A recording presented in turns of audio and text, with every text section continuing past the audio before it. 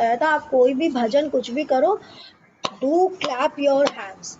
आप जब हैंड्स को क्लैप करते हो तो आपके यहाँ के सारे ये एक्टिवेट होते हैं। और आजकल का ज़माना में जो भूलने का बीमारी है ना, लोगों को याददाश्त तेज नहीं रहती है, भूल जाते हैं, ये करते हैं, अल्जाइमर जिसको बोलते हैं, आपको कभी नहीं होगा अगर आप हर रोज ताली बजा रहे हो तो। क्योंकि ताली बजाने से, और स्पेशली हाथ को ऊपर करके, है ना, हम लोग मंदिरों में जाते हैं तो क्या बोलता है आपको, हाथ को ऊपर करके ताली बजाइए, है ना। भगवान को हम साष्टांग दंडवत प्रणाम करते हैं ऊपर हाथ करके, है ना। तो आप पूरा हाथ, पूरा शरीर सब ऊपर जब कर रहे हैं तो आपका पूरा जो पीछे का जो मेरुदंड है, जिसको बोलते हैं स्पाइन, वो स्पाइन स्ट्रेट होकर के आप जब बजा रहे हो तो आपके ये सारे के सारे ब्रेन के सेल्स एक्टिवेट होते हैं। तो आप वो नहीं होते, आपको कभी भी अल्जाइमर नहीं हो सकता है। तो कुछ बातें हैं जो साइंटिफिकली भी प्रूवन है। हमारे धर्म में जब बोलते थे तो हमें हर चीज मजाक लगती थी, but this is scientifically proven. तो हमने कल हमने 33 नंबर दोहे तक, पिछले मंगलवार को हमने 33 नंबर दोहे तक पढ़ा था। तो कौन पढ़ेगा आज 33वां नंबर दोहा से? कोई स्टार्ट करेंगे? पढ़ो। हाँ पढ़िए।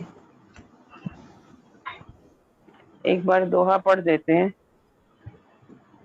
ता कछु प्रभु कुछ अगम नहीं, जा पर तुम अनुकूल, सब प्रभाव वर्णवा नहीं, जारी सकई खलु तूल।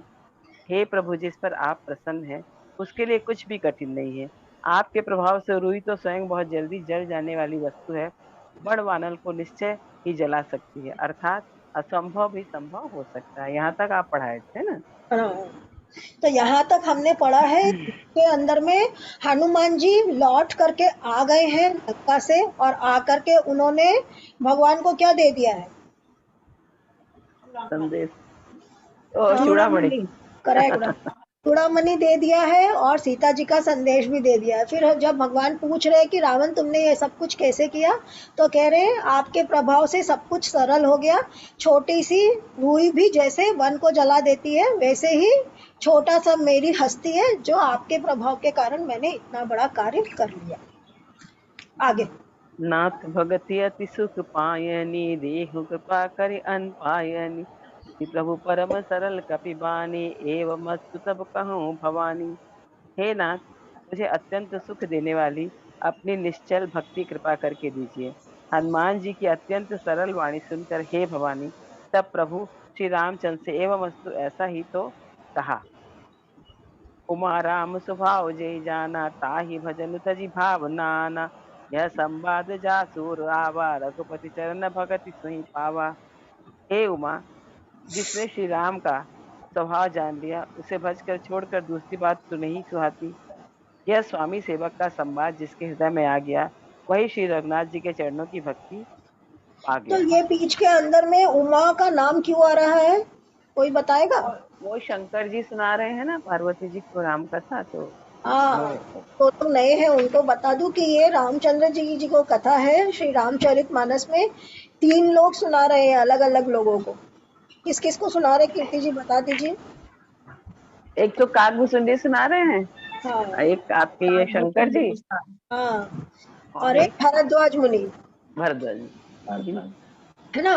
तो 3 अलग अलग लोग अलग अलग लोगों को सुनाए हैं ये कथा। तो वो तीनों लोगों के ने जो कथाएं सुनाई है उसका जो सार है वो यहाँ पर है श्री रामचरितमानस में, तो वो ये बता रहे हैं। सुनी प्रभु वचन कहीं कपि वृंदा, जय जय जय कृपाल सुख कंदा, तब रघुपति कपिपत ही बुलावा, कहाँ चले कर करहूँ बनावा। प्रभु के वचन सुनकर वानर गण कहने लगे, कृपालु आनंद कंद श्री रामचंद्र की जय हो, जय हो, जय हो। तब श्री रघुपति जी ने कपिराज सुग्रीव को बुलाया और कहा, चलने की तैयारी करो। अब विलंब के ही कारण कीजे, तुरत कपिन कहूँ आयस दीजे, कौतुक देखी सुमन बहु बरसी, नभ ते भवन चले सुरहर्षि। अब विलंब किस कारण किया जाए, वानरों को तुरंत आज्ञा दो। भगवान की यह लीला, रावण की तैयारी देखकर बहुत से फूल बरस कर और हर्षित होकर देवता आकाश से अपनी अपनी किसी का खुला हुआ है क्या, कुछ डिस्टर्ब हो रहा है क्या? नहीं नहीं। क्या, सब मेरे ही खुला। हाँ, कपिपति वेगी बुलाए, आए जूथप जूथ, नाना वरन अतुल बल, वानर भालु बरूद। वानर राज सुग्रीव ने शीघ्र ही वानरों को बुलाया। सेनापति के समूह आ गए। वानर भालुओं के झुंड अनेक रंगों के हैं और उनके अतुलनीय बल है। मतलब वो तैयारी के लिए सबको बुलाए, है ना। हाँ, क्योंकि सीता जी ने 1 ही महीने का समय दिया है, तो अब इन लोगों के पास वेस्ट करने को टाइम नहीं है। तो क्या कह रहे हैं कि फटाफट अब जब पता चल गया है तो चलो तुरंत तैयारी करो रावण के वध की। रघुपद पंकज नावहि सीसा, गर्जहि भालु महाबल कीसा। देखी राम सकल कपि सेना, चितहि कृपा करि राजीव नैना। हे प्रभु के चरण कमल में सिर नवाते हैं। महान बलराज रीछ और वानर राज गरज रहे। श्री राम जी ने वानरों की सारी सेना देखी और तब कमल नेत्रों से कृपा पूर्वक उनकी ओर दृष्टि डाली। राम कृपा बल पाई कपिंदा, भये पक्षी मनहु गिरिंदा। हर्षि राम तब कीन पयाना, सगुन भये सुंदर शुभ नाना। राम कृपा का बल पाकर श्रेष्ठ बानर मानो पंख वाले बड़े पर्वत हो गए। तब श्री राम जी ने हर्षित होकर प्रस्थान कूच किया और सुंदर और शुभ सगुन हुए। जासु सकल मंगल मैं कीर्ति, तासु पयान सगुन यह नीति। तो पयान जाना वह देही, फर की भाम अंजन कन देही। जिसकी कीर्ति सब मंगलों से पूर्ण है, उनके प्रस्थान के समय सगुन होना यह नीति है, लीला की मर्यादा है। प्रभु का प्रस्थान जानकी जी ने जान लिया। उसके बाद बाएं अंग फड़क फड़क कर मानो कह देते हैं कि श्री रामचंद्र जी आ रहे हैं। अब आप बोलिए, कुछ कुछ बोलना चाहेंगी, बोलिए ना। आप बताइए। नहीं नहीं, आप बोलिए ना। मतलब बोलने वाला है इसीलिए मैं बोल रही हूँ, बोलिए। नहीं नहीं, आप बोलिए, ये फिनिश कर लीजिए फिर करो। अच्छा अच्छा। जोई जोई सगुन जानकी होई, असगुन भयो रावनी सोई। चला कटुक को बरने पारा, गर्जई वानर भालु अपारा। जानकी जी को जो सगुन होते हैं वही वही रावण के लिए अपसगुन हुए। सेना चली, उसका वर्णन कौन कर सकता है। असंख्य बानर और भालू गर्जना कर रहे हैं। नख आयुध गिरि पादप धारी, चले गगन वही इच्छाचारी। ये हरिनाद भालु कपि करहिं, डगमगाई दिग्गज टिक रही। नख ही जिनके शस्त्र हैं, इच्छानुसार सर्वत्र बेरोक टोक चलने वाले रीछ बानर पर्वतों और वृक्षों का धारण किए हुए आकाश मार्ग में कोई और पृथ्वी पर चले आ रहे हैं। वे सिंह के समान गर्जन कर रहे हैं। उनके चलने और गर्जन से दिशाओं के हाथी विचलित होकर चिंगाड़ रहे हैं। तो जब उनको पता चल जाता है कि अब हम लोगों को जाना है, तो सबसे पहले वो लोग कहाँ पहुंचते हैं? सबसे पहले जाते हैं सागर के किनारे, क्योंकि उस सागर को ही उनको फाड़ना है। तो अभी तक ये लोग कहाँ पर हैं? अभी तक सब लोग कहाँ हैं? अरे वो जो पर्वत मिला था वहीं किष्किंधा पर है ना पर्वत हम। पर, ऐसे उसके पर्वत, किष्किंधा पर्वत पर। करेक्ट। उसके अभी ये लोग उसके सारे के सारे किष्किंधा नगरी में है, क्योंकि सब हाँ। लौटकर वापस किष्किंधा आते हैं ना, वहीं पर श्री रामचंद्र जी हैं और सुग्रीव भी वहीं पर है। तो सारे के सारे लोग लौटकर किष्किंधा आते हैं और आकर के उनकी खबर सुनाते हैं। तो किष्किंधा के बाहर जहाँ पर कौन सा पर्वत था? पर्यशन। हाँ, प्रवर्षण पर्वत, जहाँ पर श्री रामचंद्र बारिश के मौसम में टिके हुए थे। तो वहां पर सारे के सारे आते हैं और आकर के उनको बताते हैं। उसके बाद सुग्रीव क्या करते हैं? उसके बाद सुग्रीव जितने भी वानर, क्योंकि ऑलरेडी सारे इकट्ठे हुए रहते हैं सीता जी को ढूंढने के लिए, तो सबको लेते हैं और उस पूरी सेना का जो सेनापति है उसको नियुक्त करते हैं। नल और नील दो है, उसमें से नील को नियुक्त करते हैं। तो नील को बोलते कि तुम सेनापति बनना और तुम आगे आगे चलना, और तुम जाने से पहले पूरे रास्ते में जितने भी फूल पत्ते पानी ये सब है, ये सारा चीज का टेस्टिंग तुम करना कि कहीं किसी भी चीज के अंदर में जहर नहीं मिला हुआ हो और किसी भी कहीं पर भी सर्प वगैरह नहीं हो, क्योंकि राक्षस है, उनका कोई भरोसा नहीं है। तो पानी में जहर मिला देंगे तो सारे वानर मर जाएंगे, और पर्वतों वगैरह में अगर सांप छोड़ देंगे तो भी काट खाएंगे। तो सबसे पहले आगे आगे तुम चलना और चल करके फिर तुम बाकी की पूरी सेना को लेकर के जाना। तो डिफरेंट डिफरेंट कंदराओं से, चूंकि नील को वो रास्ता मालूम है, और नील जो है ये सारी चीजों का एक्सपर्ट है, जो देख करके समझ जाता है कि कहाँ पर जैसे जो माइंस के एक्सपर्ट होते हैं ना, हम लोगों ने पिक्चरों में देखा है कि जो माइन का एक्सपर्ट होता है वो दूर से पता लगा लेता है कि यहाँ आगे में माइन बिछी हुई होगी, है ना। तो अलग अलग चीजों के एक्सपर्ट होते हैं ना, तो वैसे ही नील एक्सपर्ट है, तो उसको आगे करते हैं, वो आगे आगे जाता है और वो सेफ रास्ता से सब लोगों को लेकर के जाता है कि ये सारे लोग मिलकर के कंदराओं में जाएंगे। तो वानर की जो सेना है उसमें 3 तरह की सेना है। उसमें एक तो है लाल मुंह वाले वानर है जिनका मुंह लाल होता है, एक है रीछ जो जाम्बवान के जैसे है, यह तो मुझसे एक, हाँ, एक तो जाम्बवान के जैसे है, एक लाल मुंह वाले हैं और एक है काले मुंह वाले। तो वानरों में जैसे हम लोग बोलते हैं ना, काला मुंह वाला बंदर, लाल मुंह वाला बंदर, और वो वैसे, तो वैसे ही है कि काले मुंह वाले हैं, लाल मुंह वाले हैं और उसके अलावा रीछ है। ये 3 तरह के वानर की सेना है। तो इस सारी सेना का सेनापति बनकर के नील आगे आगे चलते हैं और ये सारे लोगों को लेकर के जाते हैं। तो जैसे जैसे रावा जा रहे हैं रास्ते में सुंदर सुंदर शगुन श्री रामचंद्र जी को हो रहे हैं। पहले के जमाने में लोग शगुन को बहुत मानते थे। आजकल हम लोग उसको अंधविश्वास बोलते हैं क्योंकि हमें नॉलेज ही नहीं है कौन सा शगुन अच्छा होता है और कौन सा नहीं होता, है ना। तो आधा नॉलेज इंसान को क्या बना देता है, बुद्धू बना देता है। तो हम लोग बुद्धू की तरह चीजों को मानते हैं, बुद्ध की तरह नहीं है, एनलाइटेंड नहीं। तो जितने भी शगुन थे तो उन शगुन का कुछ कुछ नियम होता था। तो वो वो शगुन, भगवान का भी इंडिकेशन होता है। हाँ, भगवान का हाँ, तो रोक पहले इंडिकेटर इंडिकेशन होता है, हाँ, कि रुकना है कि करना है कि नहीं करना है, पर लोग हाँ। अंधविश्वास बोलते हैं ना, तो छोड़ कर लेते हैं अपने मन की। हाँ, अगर आप मानते हैं तो ईश्वर आपको इंडिकेशन हाँ, भी देते हाँ, हाँ। हैं। तो उनको अच्छे अच्छे शगुन हो रहे हैं और उधर जानकी जी जो वहां बैठी हुई है, क्या बोलते हैं, अशोक वाटिका में, वहां उनको भी अच्छे अच्छे शकुन हो रहे हैं। क्योंकि उनको अच्छे अच्छे शकुन हो रहे हैं, उनके बाएं अंग फड़क रहे हैं। तो उनका जब बाएं अंग फड़क रहे हैं तो उनको समझ में आ रहा है कि कुछ अच्छा होने वाला है। तो वो जो बैठी हुई है वहां पर तो शुभ शकुन हो रहे, तो उनका टाइम पास करना इजी हो जाता है ना। तो इसके लिए दिखाया कि वहां जानकी जी को भी अच्छे शगुन हो रहे, इधर इनको भी अच्छे शगुन हो रहे। तो ये सारे मिलकर के और सेना लेकर के जाते हैं। अब ये सेना किस तरीका से जा रही है उसका वर्णन है इस छंद में। तो छंद, दोहा और चौपाई और सोरठा 4 ही चीजों से बनी हुई है पूरी की पूरी राम। रामायण की कविता।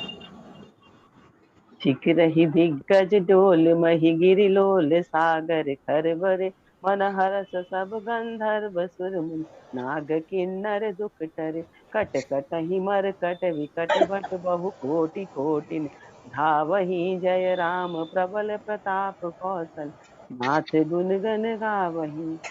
दिशाओं के हाथी चिंगारने लगे, पृथ्वी डोलने लगी, पर्वत चंचल हो गए, कांपने लगे, और समुद्र खलबला उठे।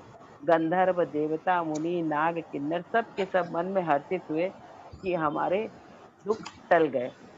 अनेकों करोड़ भयानक वानर योद्धा कटकटा रहे हैं, और अब करोड़ों ही दौड़ रहे हैं।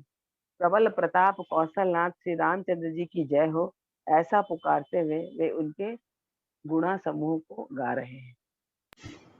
अहि सक न भार उदार, अहि पति बार बार विमोहि, कह दसन पुनि पुनि कमठ प्रेस्त, कठोर सो सिमि सोयहि, रघुवीर रुचिर प्रयाण प्रस्थिति जानी परम सुहावनी, जनु कमठ खप्पर सरप राज सुलिखत अविचल पावनी। उदार परम श्रेष्ठ श्री महान सर्पराज शेष जी सेना का बोझ नहीं सह सकते।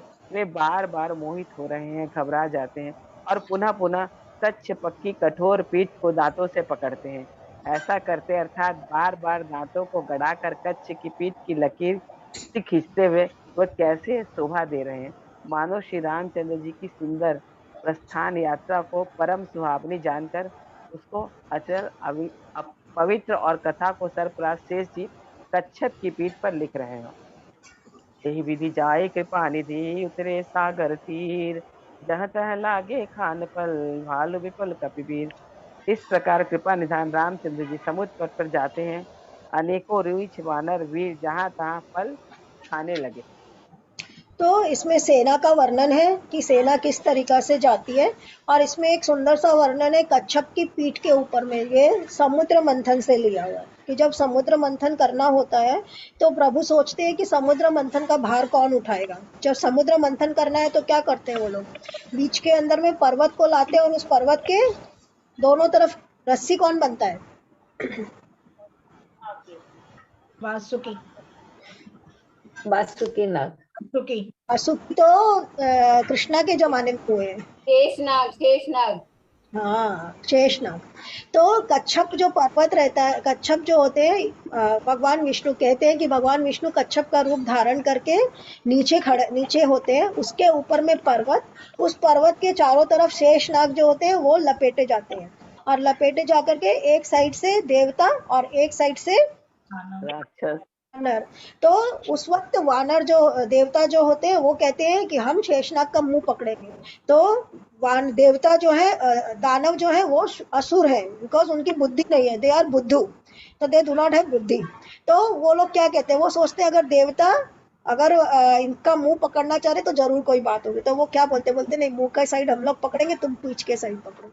तो देवता तुरंत तैयार हो जाते हैं। तो पूछ के साइड होने से देवता सेफ हो जाते हैं, मुंह के साइड होने से डेमन जो होते हैं या दानव जो होते हैं उनको बार बार उसका जहर जो निकलता है शेषनाग के मुंह से वो भी उनको सहना पड़ता है। तो इस तरीका से वो होता है। तो पर्वत को ऐसे ऐसे करने के लिए, गुड़ाने के लिए नीचे में कुछ गोल चाहिए, कोई भी चीज को ऐसे ऐसे मथने के लिए नीचे में कुछ गोला चाहिए ना, तो वो गोला जो है वो कच्छप है। तो जैसे वो कच्छप का जैसे समुद्र मंथन के समय वो कच्छप पूरा का पूरा हिल रहा था, उसी तरीका से आज भी जब ये चल रहे हैं तो उसी तरीका से वो कच्छप का जैसा सीन उनको इमेजिनेशन में हो रहा है तुलसीदास जी को, कि जैसे कच्छप के ऊपर में ये करने से पूरी पृथ्वी हिल रही थी और पूरा मंदराचल हिल रहा था, वैसे ही आज जब ये सेना चल रही है तो पूरी की पूरी धरती उसी प्रकार हिल रही है। तो वो एक मेटाफर है और वर्णन है। तो इस तरीका से चलते चलते ये सारे के लोग सागर के किनारे पहुंच जाते हैं। आगे वहाँ निशाचर रहे सशंका, जब जे जारी गयो कपिलंका, निज निज गृह सब कहीं बिचारी, और नहीं निश्चर कुल के उबारा। वहां लंका में जब से हनुमान जी लंका को जला कर गए, तब से राक्षस भयभीत रहने लगे। अपने अपने घरों में सब विचार करते हैं कि अब राक्षस कुल की रक्षा का उपाय नहीं है। जासु दूत बल बरनी न जाई, तही आए पुर कवन भलाई, दूतन सब सुनि पुर जन भारी, मंदोदरी अधिक अकुलानी। जिसके दूत का बल वर्णन नहीं किया जा सकता, उसके स्वयं नगर में आने पर कौन भलाई है। हम लोगों की बड़ी बुरी दशा होगी। दूतियों ने नगर वासियों के वचन सुनकर मंदोदरी बहुत ही व्याकुल हो गई। रहसि जोरी कर पति पग लागी, बोली वचन नीति रस पागी, कंध करस हरि सन परिहरियो, मोर कहा अति हित ही धरियो। वह एकांत में हाथ जोड़कर पति रावण के चरणों में लगी और नीति रस से पगी हुई वाणी बोली, हे प्रियतम, श्री हरि से विरोध छोड़ दीजिए। मेरे कहने को अत्यंत ही हितकर जानकर हृदय में धारण कीजिए। समुझत जासु तूत कही करनी, सवई गर्भ रजनी चर धरनी, दासु नार निज सचिव बुलाई, पठियो कंद जो चाहो भलाई। जिनके जिनके दूत की करनी का विचार करते हैं, स्मरण आते हैं, राक्षसों की स्त्रियों के गर्भ गिर जाते हैं। वे हे प्यारे स्वामी, यदि आप भला चाहते हैं तो अपने मंत्री को बुलाकर उसके साथ उनकी स्त्री को भेज दीजिए। तब कुल कमल विपिन दुखदाई, सीता सीत निशा सम आई, नौ नाथ सीता बिनु दीनहि, इतना तुम्हारे शंभु अज की नहीं। सीता, आपके कुल रूप कमलों के वन को दुख देने वाली जाड़े की रात्रि के समय आई है। हे नाथ, सुनिए, सीता को दिए लौटाए बिना शंभु और ब्रह्मा के लिए भी आपका भला नहीं हो सकता। राम बाण अति घन सरिस, निकर निशाचर भेक, हो जब लगी ग्रसत न तब लगी, जतन करहूं तजि टेक। श्री राम जी के बाण सर्पों के समूह के समान है और राक्षसों के समूह मेढक के समान। जब तक वे इन्हें ग्रस्त नहीं लेंगे, निगल नहीं जाते, तब तक हट छोड़कर उपाय कर लीजिए। तो क्या है फर्क दोनों सेनाओं में? दोनों तरफ की सेनाओं में क्या फर्क है?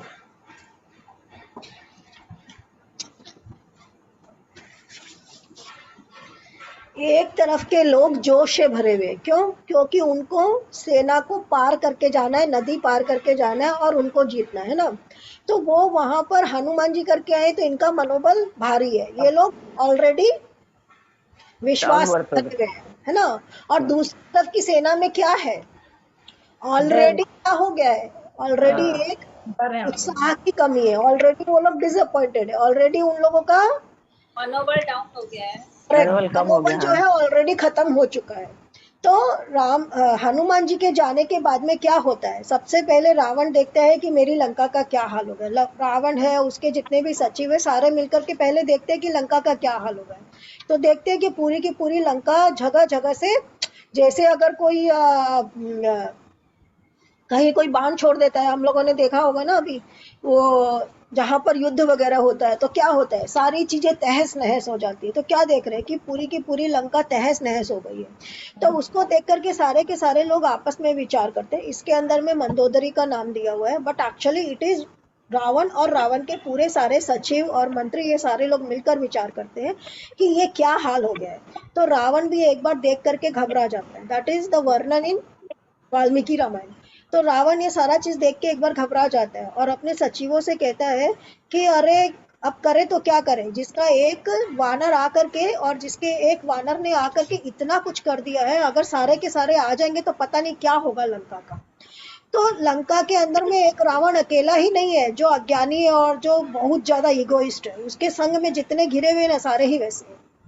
तो रावण के साथ में जो लोग रहते हैं, कबंध है, प्रहस्त है, अकर्मण है, वो लोग सब बोलते बोलते कि रावण हम लोग तो प्रिपेयर्ड नहीं थे, वो तो अचानक से आ गया। अगर हम लोग प्रिपेयर्ड होते तो ये सब कुछ उसको करने ही नहीं देते। हम तो प्रिपेयर्ड ही नहीं थे, वो तो अचानक से आकर के ये सारा कुछ करके चला गया। तो हम तैयार नहीं थे कि हम उसको निपट सके। अगर हम तैयार होते तो वो यहाँ से जिंदा नहीं बच सकता था।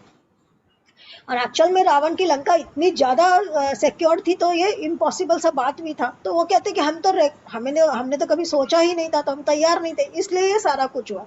तो आप घबराइए मत। तो आप जो सोच रहे हैं, हम आने दीजिए ना उन लोगों को, हम उनको मसल मसल करके रख देंगे और हम उनको ये कर देंगे। तब उनको समझाते हैं विभीषण। जो ये मंदोदरी का वाक्य है, ये सारे वाक्य विभीषण के हैं इन वाल्मीकि रामायण। तो विभीषण उनको जाते हैं और बोलते हैं कि तुम्हारा एक उनका जो आया, उसने इतना तहस नहस कर दिया। तुम तैयार नहीं थे तो भी क्या हुआ, तुम तो पूरी तरह तहस नहस हो चुके हो। तो इसमें भी अगर आएगा सारे लोग आ जाएंगे तो विभीषण क्या ना, फायदा। इसमें हाँ, आगे आएगा विभीषण। हाँ, मंदोदरी आई ना, फिर विभीषण भी आएंगे आगे। हाँ। तो हाँ, हाँ, तो विभीषण उनको कहते हैं कि सीता जब से हमारे रावण में आई, हमारे लंका में आई है, तब से हमारे यहाँ लंका में कुछ भी अच्छा नहीं हो रहा है। तो वो बहुत सारे शगुन बताते हैं रावण को कि जब से रावण सीता जी लंका के अंदर में आई है, तब से घर घर के अंदर में क्या क्या अपशगुन हो रहे हैं। तो बोल रहे हैं कि जैसे घी के अंदर में चींटी लग जा रही है, आटे के अंदर में कीड़े पड़ जा रहे हैं। फिर वो बताते हैं कि जहाँ खाने की जगह होती है, मतलब पहले के जमाने में तो मट्टी के उन सब में खाना बनता था ना, तो जहां जहां पर खाने बनते हैं वहां उसके आसपास सर्प निकल रहे हैं। पानी जो है वो घटता जा रहा है, और गाय का दूध जो है वो पहले जितना आता था उससे कम दोहने लगा है। तो ऐसे कई सारे सिग्नल्स उनको बताते हैं कि जब से सीता रावण लंका में आई है, तब से ये सारे के सारे अपशकुन हो रहे हैं यहाँ पर। तो सीता सीत निशा समाई, तो सीता जो है वो क्या है, जाड़े की भयंकर रात के जैसी है। तो जाड़े की जो भयंकर रात होती है वो सबसे लंबी रात होती है। उस रात में ठंड भी लगती है, कपकपी भी होती है, वही होती है। और जरूरी नहीं कि जाड़े की भयंकर रात के बाद में दिन होगा तो उस वक्त दिन में भी उजाला होगा कि नहीं होगा। तो वैसा है सीता का आना लंका के लिए। तो सीता को निकाल कर वो उसको बोलते हैं इसको डिस्कार्ड करो। उसको समझाने की कोशिश कर रहा है कि भाई हम राक्षस है तो हमारे लिए सीता शुभ नहीं है, तो अच्छी नहीं है सीता हमारे लिए, तो इसको निकाल कर बाहर करो। ये जाड़े की रात्रि का समान है, तो इसको डिस्कार्ड कर दो, इसको हटा दो यहाँ से, इसको वापस करो, उन लोग को दो, खत्म करो इस कहानी। तो इस तरीका से जैसे ये इसमें बता रहे मंदोदरी समझाती है, वैसे उसमें बताते हैं कि विभीषण उनको समझाते। सवर्ण सुचि सरता कर बानी, लीसा जगत विदित अभिमानी, सब सुभाहु नारी कर साचा, मंगल मोह भय मन अति कांचा। मूर्ख और जगत प्रसिद्ध अभिमानी रावण कानों से उसकी वाणी सुनकर खूब हंसा और बोला, स्त्रियों का स्वभाव सचमुच ही बहुत डरपोक होता है, मंगल में भी भय करती हैं। तुम्हारा मन हृदय बहुत ही कच्चा और कमजोर है। वो अपनी पत्नी को बोल रहे थे, वो बोलने आती है तो हाँ। जो आवई मरकट कटकाई जय विचारे निसीचर खाई कम पहिलो कपता की त्रासा जा सुनोर सभी ते बड़ी हासा। यदि वानरों की सेना आवेगी तो बेचारी राक्षस से खाकर अपना जीवन निर्वाह करेंगे। लोकपाल भी उनके डर से कांपते हैं। उनकी स्त्री डरती है तो वो बड़ी हंसी की बात है। अस कहीं भी हंसी ताई और आई चले में सभा ममता अधिकाई मंदोदरी हृदय कर चिंता भयो कंद कर विधि विपरीता। रावण ने ऐसा कहकर हंसकर उसे हृदय से लगा लिया और ममता बढ़ाकर अधिक स्नेह दर्शाकर वह स्वभाव से चला गया। मंदोदरी हृदय में चिंता करने लगी कि पति पर विधाता प्रतिकूल हो गए। बैठे हूँ सभा खबर यह सिपाही सिंधु पार सेना सब आई पूछे से सचिव उचित मन कहूँ ते सभा से मस्त कर रही हूँ। जो ही वह सभा में जाकर बैठा उसने ऐसी खबर पाई कि शत्रु की सारी सेना समुद्र के उस पार आ गई है। उसने मंत्रियों से पूछा कि उचित सलाह कीजिए, अब क्या करना चाहिए। तब वे सब हंसे और बोले कि चुप चुप ये रहिए, इसमें सलाह की कौन सी बात है। जिते हूँ सुरासर तब सब नाहि नर बानर कहीं लेखे ही माही। आपने देवताओं और राक्षसों को जीत लिया, अब तो कुछ श्रम ही नहीं हुआ, फिर मनुष्य और वानर किस गिनती में है। सचिव वैद गुरु तीन जो प्रिय बोलई भयास राज धर्म तन तीन कर होई वे गही नाश। मंत्री वैद्य और गुरु ये तीन यदि अप्रसन्नता भय था लाभ की आशा से हित को बात ना मानकर प्रिय बोलते हैं, ठकुर सुहाती कहने लगते हैं तो क्रमशः राज्य शरीर और धर्म इन तीनों का शीघ्र ही नाश हो जाता है। तो क्या हो रहा है, मंदोदरी उसको मना कर रही है कि तुम जो है ये अ, वापस कर दो सीता जी को, या विभीषण मना कर रहे हैं, जैसे भी समझना हो, कि वापस कर दो सीता जी को, उनको भेज दो। मंदोदरी यहाँ पर दिखा रहा है कि इंपॉर्टेंट है, बट मंदोदरी जो है वो भी रावण की जीती हुई नारी है, तो इसलिए मंदोदरी को भी विशेष प्रेम नहीं है रावण से। द ओनली थिंग इज कि वो उसकी पुत्र की, सबसे बड़े पुत्र की माता है, तो that is why she is more important, कि वो मेघनाथ की माता है। अदरवाइज मंदोदरी जो है वो मैं दानव की बेटी है, और मैं दानव को रावण ने फोर्स करा कि तुमको अपनी पुत्री की शादी मुझसे करनी होगी, उसके ऊपर चढ़ाई कर देता है। तो इसके कारण मैं दानव को राक्षस के साथ में इसकी शादी, मंदोदरी की विवाह करना पड़ता है। तो Mandodari is also not a big fan of Ravan, ऐसा जो वाल्मीकि रामायण में लिखा हुआ है। तो जो भी वजह होता है, तो मंदोदरी उसको मना करती, परंतु वो सुनता नहीं है। फिर वो अपने सभा में जाता है और सभासदों को बोलता है, जैसे मैंने बताया कि वो लोग आपस में विचार करते हैं, परंतु जब आपस में विचार करते हैं तो वो लोग क्या बोलते हैं, हम तैयार नहीं थे, इस कारण ऐसा हो गया, तो आप ज्यादा चिंता मत करो। क्यों? क्योंकि आप तो इंद्र को जीत चुके हो, देवताओं को जीत चुके हो। वाल्मीकि रामायण में अभी नहीं है, उत्तरकांड जब आएगा ना तब वर्णन है कि जब रामचंद्र जी जीत करके वापस आ जाते हैं, तो उसकी कथा ऋषियों से सुनते हैं कि कैसे रावण इतना इम्पोर्टेंट हो गया। तो उसमें ये वर्णन आता है कि रावण जो है तीन लोक है ना, तो 14 भुवन है और 3 लोक है। तो 14 भुवन के अंदर में कहाँ कहाँ गया और कैसे कैसे उसने किस किस को जीता।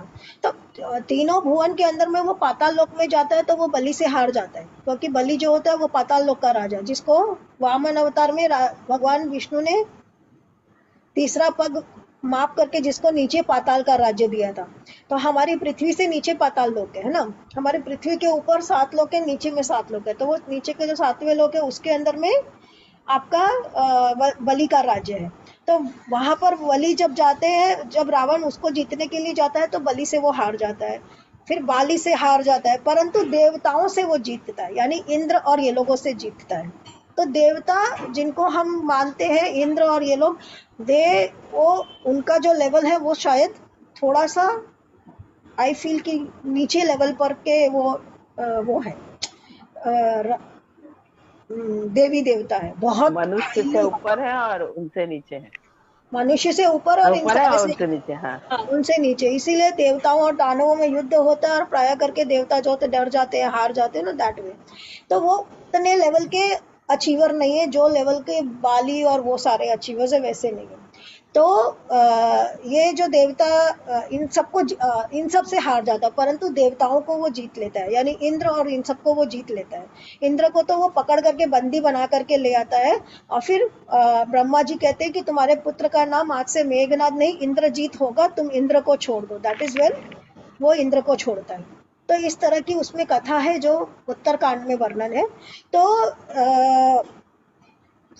ये सारा के सारे लोग उसको बोलते हैं कि आप तो देवताओं को जीत चुके हो और ये तो मानवों की और बानरों की सेना, इससे आपको किस बात का डर, इतना टेंशन मत लीजिए, चिल, जस्ट चिल, है ना। तो उनको चुप करा देते, शांत करा देते रावण को कि आपको कोई टेंशन का जरूरत नहीं है। सचिव, वैद और गुरु तीनों जो प्रिय भोले व्यास। तो इसमें एक सुंदर सा सीख है। सचिव यानी कि जो आपका सलाहकार है, जिसको आप एडवाइजर बना रहे हो, आपका एडवाइजर और आपका डॉक्टर और आपका गुरु, अगर ये तीनों में से कोई भी अगर आपसे डरते हैं और डर के मारे आपको सच बात नहीं बताते हैं, तो क्या निश्चित है? हार निश्चित है सब कुछ, मतलब हार ही नहीं, विनाश दुर्दशा निश्चित। विनाश दुर्दशा सब निश्चित। हाँ, तो हार विनाश सब कुछ निश्चित है। जो तुम्हारा एडवाइजर है, अगर वो एडवाइजर ही तुमको सही सलाह नहीं देगा तो क्या होगा? आपको गलत सलाह दे रहा है क्योंकि वो आपसे डर रहा है, तो वो डर के मारे आपको सही सलाह नहीं दे रहा, तो क्या होगा? तो आपको सलाह देने वाला ही, है ना, शत्रुत्व अति कर रहा है ना उसकी। आपको गलत सलाह दे रहा है, तो क्या होगा? आपका नाश निश्चित है।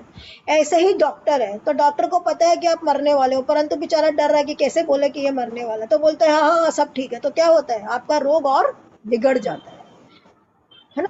और वैसे ही आपका गुरु है, जिसको आपको सिखाना है, वो क्या बोल रहा है आपको? तुमको सब आता है, तुम बुद्धू नहीं है, तुम तो बुद्धिमान बन गए, तो क्या होगा? आप अंध कुएं में गिर जाओगे, क्योंकि वो आपसे डर के मारे आपको बोल ही नहीं पा रहा है कि तुमको कुछ आता जाता नहीं है। तो आप हमेशा के लिए कविता जी हमारे गुरु। ऐसा कुछ नहीं। तो इस तरीका से अगर आपको ये जो तीन लोग हैं, ये जो आपके लाइफ के अंदर में ये तीन लोग अगर आपसे डरने लगते हैं और आपके सामने सच नहीं बोल पाते, तो आपका विनाश निश्चित है। तो ये जो रावण के एडवाइजर्स हैं, ये रावण को गलत बात बता रहे हैं, उसको अवेयर होने की बजाय, उसको ये करने की बजाय कि तुम सावधान होकर के रहो, उसको क्या कह रहे हैं कि तुमको डरने की कोई बात नहीं। तो शायद डर के मारे वो लोग उससे सच नहीं कह पा रहे। तो इसलिए अगर ये तीनों लोग आपके सामने झूठ बोलने लगते हैं और आपको सच बात नहीं बताते, तो आपका विनाश निश्चित है। ये एक छोटे तुलसीदास जी कहते हैं। तो अब हम लोग इसके आगे का ले लेते हैं। कोई पढ़ेगा? मैं पढ़ती हूँ। हाँ, पढ़िए। पढ़िए पढ़िए मीना जी। सोई रावण कहूँ बनी सहाय, स्तुति करें सुनाई सुनाई। अवसर जानी विभीषण आवा, भ्राता चरण शीस तेहि नावा। रावण के लिए भी वही सहायता संयोगा बनी है। मंत्री उसे सुना सुना कर मुंह पर स्तुति करते हैं। इसी समय अवसर जानकर विभीषण जी आए। उन्होंने बड़े भाई के चरणों में शीश नवाया। पुनि सिरुनाई बैठ निज आसन, बोला बचन आई अनुशासन। जो कृपाल पूछ मोहि बाता, मति अनुरूप कहूँ हित ताता। फिर वे शीश नवाकर अपने आसन पर बैठ गए और आज्ञा पाकर ये वचन बोले, हे कृपालु, जब आपने मुझ पे बात राय पूछी है, तो हे तात, मैं अपनी बुद्धि के अनुसार आपके हित की बात कहता हूँ। जो आपन चाहे कल्याणा, सुजत सुमति शुभ गति सुख नाना। सो परि नारी लार गुसाए, तजहु चौथ की चंद की नाए। जो मनुष्य अपना कल्याण, सुंदर यश, सुबुद्धि, शुभ गति और नाना प्रकार के सुख चाहता हो, वे हे स्वामी परिस्त्री के ललाट को चौथ के चंद्रमा की तरह त्याग दे। अर्थात जैसे लोग चौथ के चंद्रमा को नहीं देखते, उसी प्रकार परिस्त्री का मुंह भी ना देखें। 14 भुवन एक पति होई, भूत द्रोह तिष्ठ ही नहीं सोई। गुण सागर नागर नर जो, अलप लोभ बल कहे न को। 14 भुवनों का एक ही स्वामी हो, ये भी जीवों से सॉरी वैर जीवों से वैर करके ठहर नहीं सकता, नष्ट हो जाता है। जो मनुष्य गुणों का समुद्र और शत्रु हो, उसे चाहे थोड़ा भी लोभ क्यों ना हो, तो भी कोई भला नहीं कह सकता। बस एक बार रुक जाइए, है ना। तो यहाँ पर क्या हो रहा है कि पहले मंदोदरी आकर उनको समझाती है कि उनके जो मिनिस्टर्स है वो उनको करने की बात नहीं है। और फिर लास्ट के अंदर में कौन आता है, विभीषण जी आते हैं। तो विभीषण आकर के रावण को जो है बहुत तरीके से समझाते हैं। तो विभीषण जो समझाते हैं उसके अंदर में वो उनको बोलते हैं कि सीता जो है वो जब से वो आई है तब से लंका में क्या हो रहे हैं, शगुन हो रहे हैं। अपशगुन। करेक्ट, अपशकुन हो रहे हैं। तो वो अपशकुन की एक लिस्ट देते हैं, है ना। क्या क्या देते हैं उसके अंदर में, मैंने पिछले वीक बताया था। तो वो एक अपशकुनों की लिस्ट देते हैं जिसमें वो बताते हैं कि ये सारे सारे अपशकुन हो रहे हैं। क्या कि घी में चींटियां लग जा रही है, तो घी के अंदर में अगर चींटी लग गई तो घी पूरा बर्बाद। और कुछ भी लग जाए तो जैसे दूध में मक्खी गिर गई तो दूध खराब, तो वैसे घी में चींटियां लग जा रही है, आटे में घुन पड़ जा रहा है ना। अच्छा, जहां पर खाने की जगह है, जहां खाना बनाया जाता है, तो वो जगह गर्म होती है परंतु वहां से सांप निकल रहे हैं। तो ये वो सांप निकल रहे हैं। लोग कहीं बाहर जा रहे हैं तो वहां से बिच्छू वगैरह आ रहे हैं। तो ये सारे चीजें प्रकोप है ना, क्योंकि इनको आप जल्दी से सक नहीं सकते हो। घी में लगी हुई चींटी को आप चाहकर भी अलग नहीं कर सकते हो। तो इस तरह की कई सारी वो बताते हैं। तो वो बोलते हैं कि सीता जी जो है वो राक्षस कुल के लिए अंधेरी रात्रि की तरह है। अगर वो रिशा दिया गया तो ये राक्षस कुल पूरा का पूरा विनाश हो जाएगा। तो इसके लिए ये सीता जो है वो बिल्कुल भी लकी नहीं है। तो वो मतलब उनको वो हर तरीका से समझाने की कोशिश करते हैं ना। तो उसमें एक तरीका ये भी है उनका कि भाई सीता जो है वो एकदम, जिसको हम लोग बोलते हैं ना कि दुर्भागिनी है ये वो, इस तरीका से। तो कुछ इस तरह की भी बातें उनको बोलते हैं कि सीता जी जो है वो बिल्कुल भी लकी नहीं है हम लोगों के लिए। तो इसलिए सीता जी को आप को यहाँ से हट। और वो बोलते हैं कि जब से सीता आई है, पहली बात तो ये कि सीता जी जब से आई तब से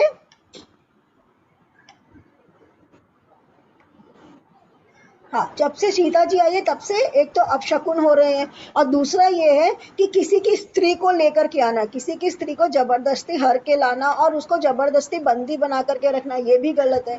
और जब वो स्त्री आपको एक्सेप्ट करने को ही रेडी नहीं है तो फिर आपको उसको क्यों रखना है, तो इसके लिए भी वो उसको मना करते हैं। और वो कह रही है कि सीता जी जो है वो ये तो कह ही नहीं रहे अभी कि राम जो है वो विष्णु के अवतार है, ये सब तो बता ही नहीं रहे। वो उनको सिर्फ जगत के हिसाब से बता रहे हैं कि आप इस तरह के जो सोच रहे हैं, जो मनुष्य अपना कल्याण, सुंदर यश, सुबुद्धि, शुभ गति और नाना प्रकार के सुख चाहता हो, वह है स्वामी, पर स्त्री के ललन चौथ के चंद्रमा की तरह जाग दे। आई डोंट नो वाई चौथ के चंद्रमा कह रहे हैं, क्योंकि हम लोग तो भाई हर व्रत के अंदर में चंद्रमा को ही देखते हैं ना, और वो भी चौथ का ही चंद्रमा देखते हैं। I don't know why. जो चौथ होती है ना उसका शायद चंद्रमा, जो दूसरा जो एक तो चौथ होता है अपने में जो हाँ, उसमें बोलते हैं चौथ होती है ना, एक कृष्ण पक्ष की एक शुक्ल पक्ष की। हाँ, तो एक कृष्ण पक्ष की होती है और एक शुक्ल पक्ष की होती है। तो हम लोग जो चौथ देखते हैं वो तो कृष्ण पक्ष के शुक्ल पक्ष के बाद वाले ही देखते हैं। आप लोग शुक्ल पक्ष की देखते हैं, कृष्ण पक्ष सब काला ही बोलते हैं ना। ये जो 15-15 दिन के होते अंदर हैं में तो चंद्रमा धीरे धीरे बढ़ रहा होता है, तो चौथ वाले तक तो चंद्रमा की इतनी लकीर दिखेगी अपने को। तो हाँ, अपने तो वो पूरा काली की है ना, मतलब इसका मतलब वही है कि वो चंद्रमा तो पूरा है ही नहीं। चंद्रमा नहीं देखते हैं ना अभी अपने लोग, गणेश चौथ वाला चंद्रमा देखने से बोलते हैं ना कलंक लगता है, तो फिर बोलते हैं ना। अच्छा, ओके। तो वो जो एक पक्ष की जो चौथ है उसको नहीं देखते हैं। तो वो कह रहे हैं कि ये सीता जी का जो मुख है उस चंद्रमा के समान है। मतलब जिसको तुम चौथ का चंद्रमा बढ़िया वाला समझ रहे हो वो वाला नहीं है, ये दूसरे पक्ष वाला चंद्रमा के समान है सीता का। 14 भुवनों का एक ही स्वामी है, वह भी जीवों से वैर करके ठहर नहीं सकता। जो मनुष्य गुणों का समुद्र और चतुर हो, उसे थोड़ा थोड़ा भी लोभ क्यों न हो, तो कोई भला नहीं कहता। तो वो क्या कह रहे हैं, 14 भुवनों का एक ही स्वामी है, वह भी जीवों से वैर करके ठहर नहीं सकता, नष्ट हो जाता है। तो 14 भुवन का एक ही स्वामी है, मतलब तुम हो, यानी कि अगर कोई भी है जो अगर जिसको सारे के सारे भुवन का सब जगह का साम्राज्य मिल जाए, फिर भी वो अगर किसी के साथ में बैर करता है तो कोई ना कोई तरीका से नष्ट हो जाता है। तो थोड़े से लाभ के लिए या थोड़े से लोभ के लिए ये तुम अपना लोभ त्याग दो। काम क्रोध मद लोभ सब नाथ नरक के पंथ सब परिहरि रघुबीर ही भजहु भजई जय संत। हे नाथ, काम क्रोध मद और लोभ ये सब नरक के रास्ते, इन सबको छोड़कर श्री रामचंद्र जी को भजिए जिन्हें संत भजते हैं। हे नाथ, काम क्रोध मद और लोभ ये सब नरक के रास्ते हैं।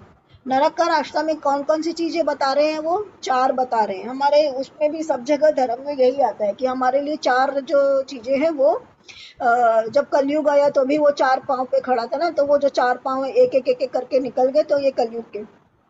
तो काम क्रोध मद लोभ, काम यानी कामना है ना, जो हम लोग के डिजायर होते हैं, इच्छा। क्रोध यानी कि गुस्सा, गुस्सा मतलब बिना बात का गुस्सा। मद यानी अहंकार, ये क्या बोलते हैं, मदिरा। मद का मतलब यहाँ पर वो नहीं है, अहंकार नहीं है, वो क्रोध में आ जाएगा। यहाँ पे कोई चीज का भी नशा, मत मतलब नशा मतलब पैसे का भी, पद का भी, कोई भी चीज का नशा होगा यहाँ।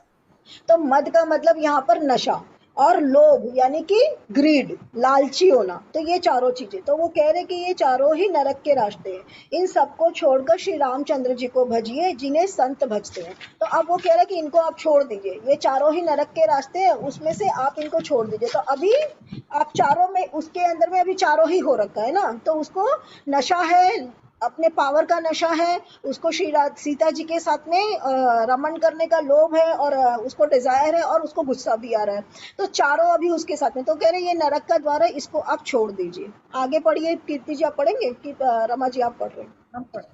तात राम नहीं नर भूपाला, भुवनेश्वर कालौ कर काला, ब्रह्म अनामय अज भगवंता, व्यापक अजित अनादि अनंता। हे तात, राम मनुष्यों के राजा ही नहीं है, वे समस्त लोकों के स्वामी और काल के भी काल है।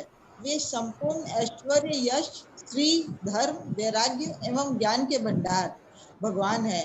वे निरामय, विकार रहित, अजन्मा, व्यापक, अजय, अनादि और अनंत ब्रह्म है।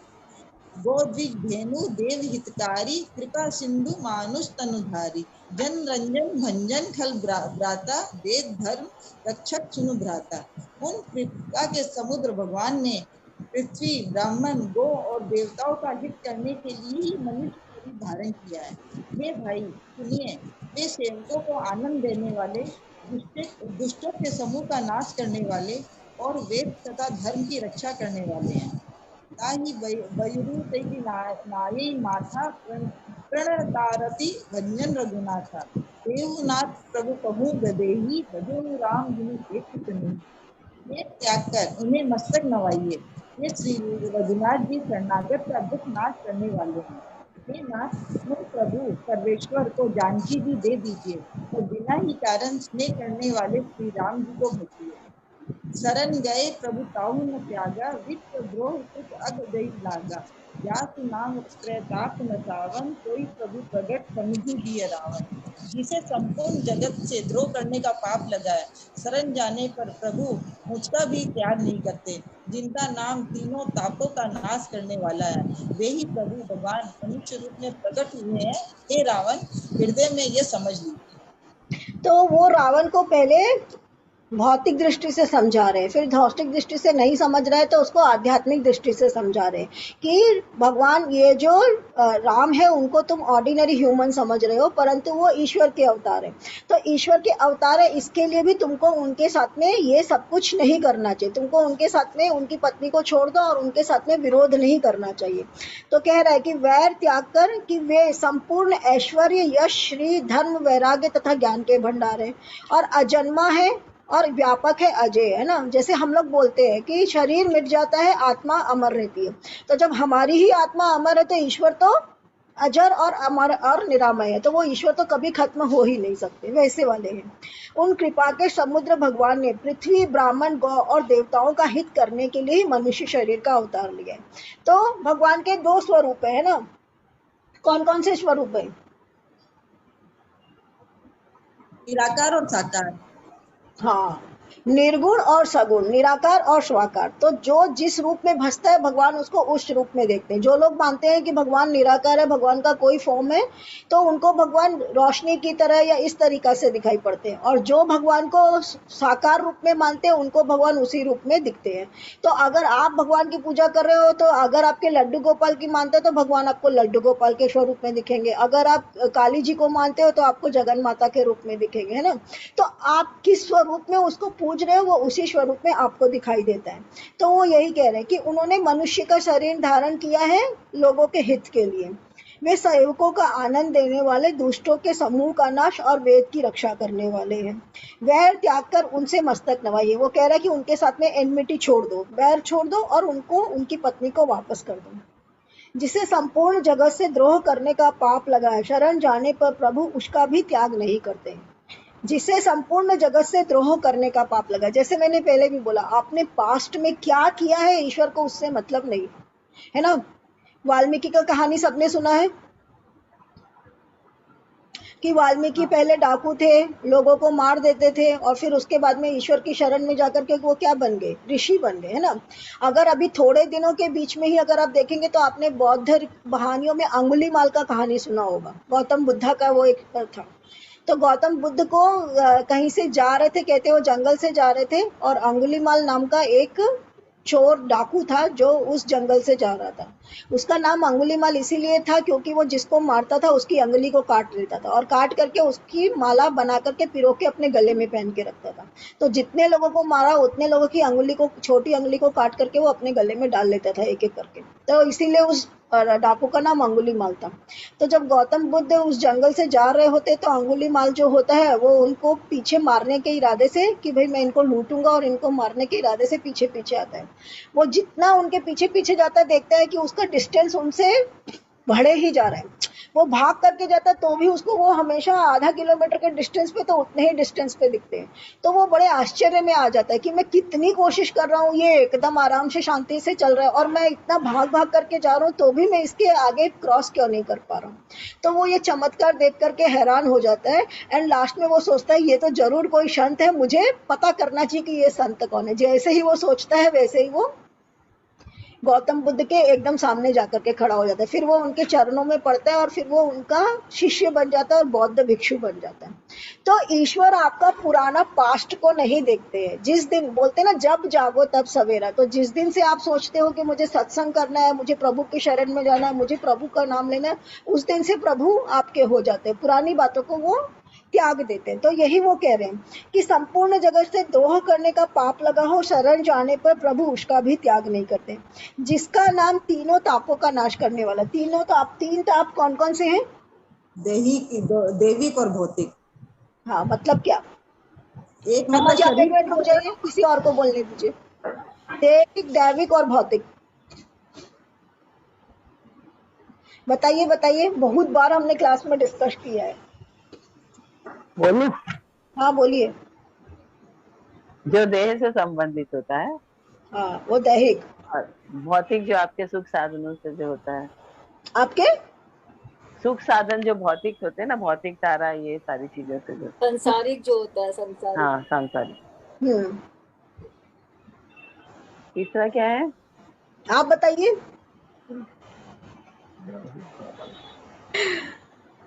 दैहिक, दैविक और भौतिक।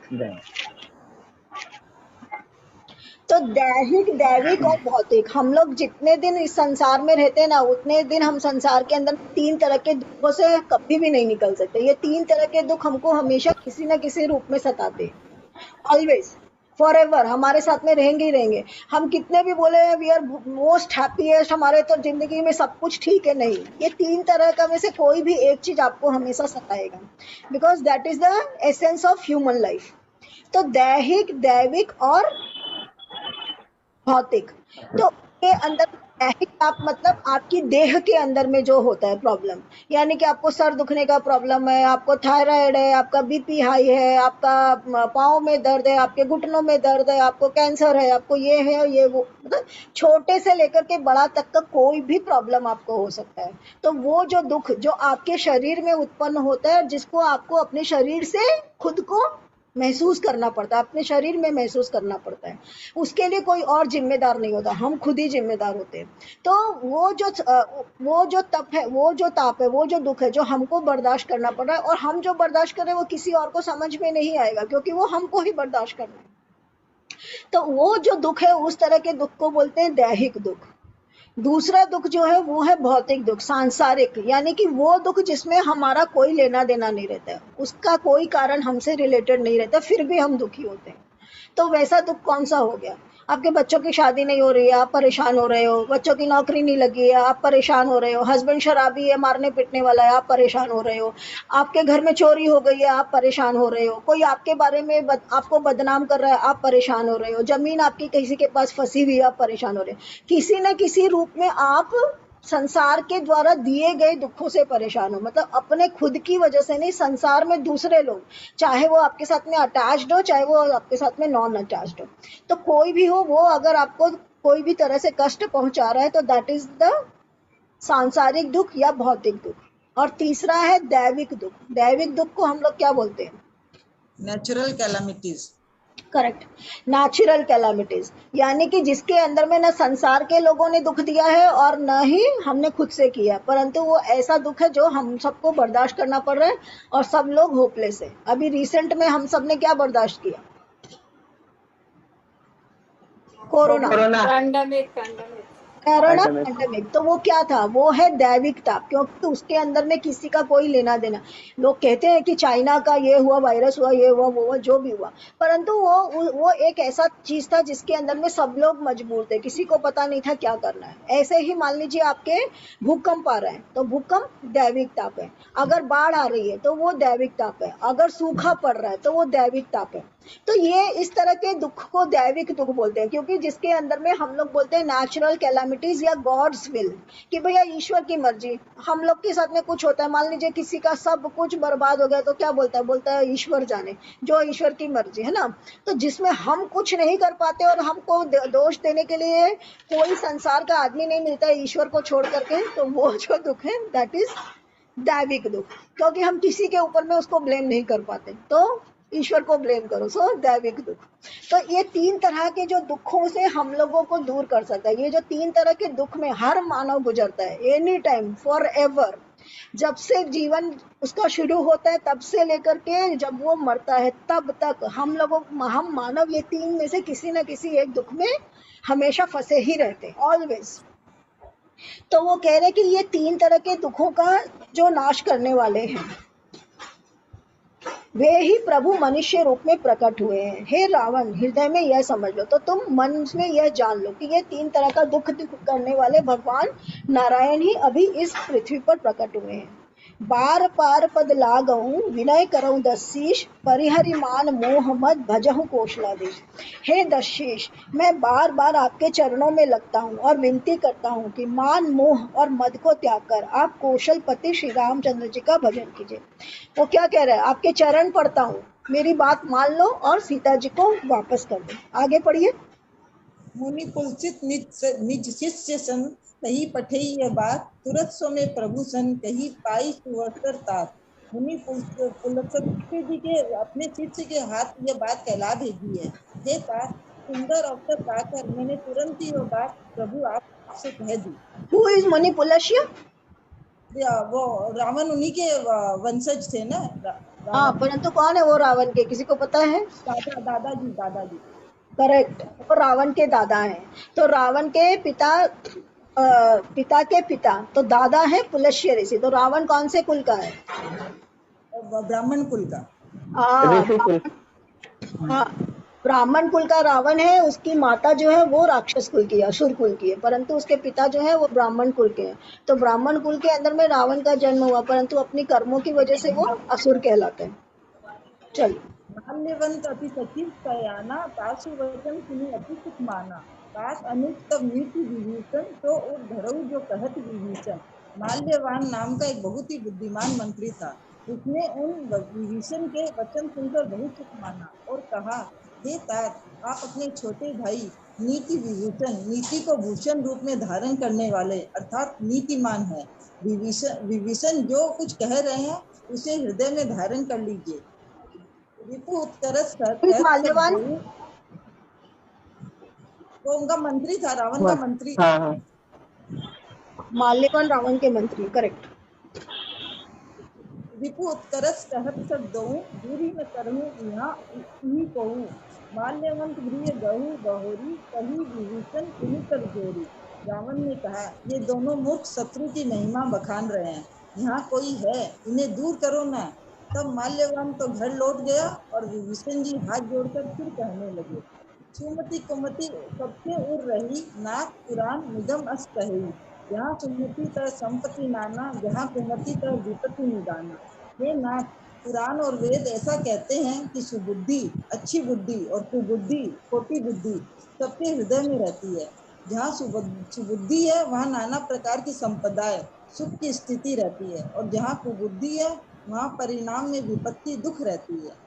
तब उर कुमति बसी विपरीता, हित अनहित मानो ऋषिका। काल रात्रि निशिचर कुल केरी, तेही सीता पर प्रीति गनेरी। आपके हृदय में उल्टी बुद्धि आ बची है, इसी से आप हित को अहित और शत्रु को मित्र मान रहे हैं, जो राक्षस कुल के लिए काल रात्रि के समान है। उन सीता पर आपकी बड़ी प्रीति है। हाँ, तो वो क्या कह रहे हैं, वो उनको बोल रहे हैं कि मैं आपके उनका जो सचिव है वो भी उनसे कह रहे हैं, माल्यवान नाम का जो उनका मुख्य सचिव है वो भी उनसे कह रहे हैं कि विभीषण जो कह रहे हैं वो सच कह रहे हैं, तो आप उनकी बात को मान जाओ। तो रावण क्या कह रहे हैं, ये दोनों मूर्ख शत्रु की महिमा बखान रहे हैं। जब ये लोग दोनों मिलकर के उनको कहते हैं तो रावण को अब गुस्सा आ जाता है। तो क्या कह रहे हैं, दोनों शत्रु की महिमा बखान रहे हैं। यहाँ पर रावण कह रहा है ये वाला बात, परंतु वाल्मीकि रामायण के अंदर में क्या होता है, जिस वक्त विभीषण उनको समझाते हैं तो विभीषण उनको पूरी की पूरी सभा में रावण को समझाने के लिए जाते हैं, और रावण की सभा में रावण का पुत्र मेघनाद भी होता है। तो वो जब ये सब बातें सुनता है तो उसको गुस्सा आ जाता है कि ये मेरे पिता को कम तोल रहा है। तो जैसे बच्चों को अपने माँ बाप को बोला हुआ कुछ भी बर्दाश्त नहीं होता है ना, तो वैसा ही कुछ मेघनाद का हाल है। तो ये सारे के सारे जो यहाँ पर दिखा रहा है कि रावण बोल रहा है, ये सारे के सारे शब्द एक्चुअल में वाल्मीकि रामायण में लिखा हुआ है कि वाल्मीकि रामायण में लिखा हुआ है कि मेघनाद जो होता है वो ये सारी बातें विभीषण को कहता है। क्या कहता है कि आप बड़े ही मूर्ख हो जो उनकी बातें कर रहे हो, इन्हें दूर करो। तब माल्यवान तो घर लौट आया और विभीषण हाथ जोड़कर फिर से कहने लगा। जब उसने देखा कि नहीं समझ रहा है तो माल्यवान ने क्या किया, उसने समझदारी से काम लिया कि भैया नहीं सुन रहा है तो अब क्या करें, जो होगा सो देखा जाएगा। बट विभीषण फिर भी उनसे कहते हैं तब कि आपके हृदय में उल्टी बुद्धि आ घुसी है। हे नाथ, पुराण और वेद ऐसा कहते हैं कि सुबुद्धि और कुबुद्धि सबके हृदय में रहती है। आपके हृदय में उल्टी बुद्धि आ गई, इसी से आप हित को अहित और शत्रु को मित्र मान रहे हैं। हे तात, मैं चरण पकड़कर आपसे भीख मांगता हूँ कि आप मेरा मान रखिए और श्री राम को सीता जी दे दीजिए जिसमें आपका अहित न हो।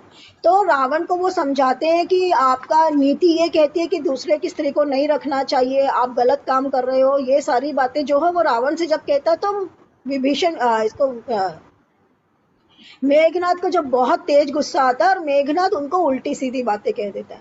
तो मेघनाद की बात जो होती है वो विभीषण को बर्दाश्त नहीं होती। वाई?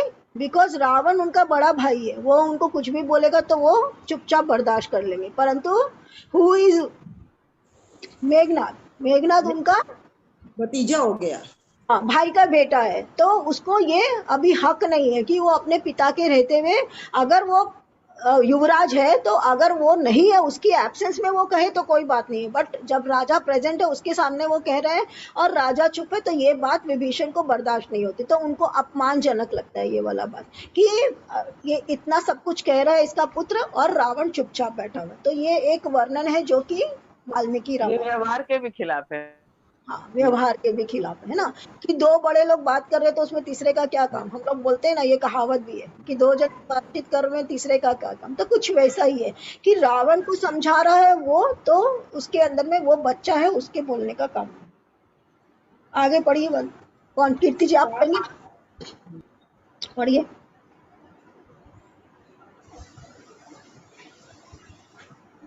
कहाँ गए कीर्ति जी? पढ़िए। तब रुकुमति बसी विपरीता, इत अनहित मानव ऋतु प्रीता। काल रात्रि निश्चर फुलकेरी, प्री सीता पर प्रीति घनेरी। आपके हृदय में उल्टी बुद्धि आ गई।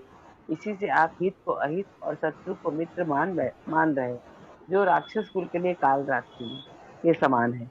उस सीता पर आपकी बड़ी प्रीति है। तात चरण गही मांगहूँ, राखहूँ मोर दुलार। सीता देहु राम कहूँ, अहित न होई तुम्हार। हे तात, मैं चरण पकड़कर आपसे भीख मांगता हूँ, विनती करता हूँ, आप मेरा दुलार रखिए। मुझ बालक के आग्रह को स्नेह पूर्वक स्वीकार कीजिए। श्री राम जी को सीता दे दीजिए, जिसमें आपका अहित ना हो। बुध पुराण सुधि संपत बानी, कही विभीषण नीति बखानी। असुनत दसानन उठा रिसाई, फल तो निकट मृत्यु अब आई। विभीषण ने पंडितों, पुराणों, वेदों द्वारा सम्मत अनुमोदित वाणी से सुनते ही रावण क्रोधित हो उठा और बोला, हे दुष्ट, अब मृत्यु तेरे निकट आ गई है। जैसी सदा सच मोर जियावा, कर पक्ष मूड तो ही मावा। कहसी नखल असको जग माही, बुझ भय जाहि चिता मैं नाही। अरे मूर्ख, तू जीता है तो सदा मेरा जिलाया हुआ, अर्थात मेरे ही अन्न से पल रहा है। अब हे मूर्ख पक्ष, तुझे शत्रु ही अच्छा लगता है? अरे दुष्ट, बता ना, जगत में ऐसा कौन है जिसे मैंने अपनी भुजाओं के बल से न जीता हो। अब रावण का अहंकार ही बोल रहा है ना, माद मोह बन सब सही। ममपुर बसी तब सिन पर प्रीति, सठ मिल जाए जिन्हीं कहूँ नीति। अस्थि कीन से चरण प्रहारा, अनुज गए पद बारही बारा। मेरे नगर में रहकर प्रेम करता है तपस्वियों पर? मूर्ख, उन्हीं से जा मिल और उन्हीं को नीति बता। ऐसा कहकर रावण ने उसे लात मारी, परंतु छोटे भाई विभीषण ने मारने पर भी बार बार उनके चरण पकड़ लिए। उमा संत कही यही बड़ाई, मंद तरज्जो करई भलाई। तुम पितु सरिस भले ही मोहि मारा, राम भजे हित नाथ तुम्हारा। शिव जी कहते हैं, हे उमा, संत यही बड़ाई महिमा है कि बुराई करने पर भी बुराई करने वाले की भलाई ही करते हैं। विभीषण ने कहा, आप मेरे पिता के समान हैं, मुझे मारा तो भी अच्छा ही किया, परंतु हे नाथ, आप भला श्री राम जी को भजने से ही है। सचिव संग ले न पद गई हो, सबई सुनाए कहत अस भई हो। इतना कहकर विभीषण अपने मंत्रियों साथ लेकर आकाश मार्ग में गए और सबको सुनाकर वे ऐसा कहने लगे, राम सत्य संकल्प प्रभु, सभा काल बस तोरि। मैं रघुबीर सरन अब, जाऊं देहु नहीं छोरि। श्री रामचंद्र सत्य संकल्प एवं सर्व समर्थ प्रभु है। और हे रावण, तुम्हारी सभा काल के वश है। अतः मैं अब रघुनाथ की शरण जाता हूँ, मुझे दोष न देना। तो क्या हो रहा है यहाँ पर, वो बता रहा है कि सीता जी जो है वो रात्रि के समान है, तो इनको तुम भेज दो। और दूसरा वो कह रहे हैं कि सभी जगह ये लिखा हुआ है कि दूसरे की स्त्री को नहीं रखना चाहिए। तो रावण क्या कह रहा है, क्या कह रहा है, जिस खाने में खाते हो उसी में छेद कर रहे हो ना।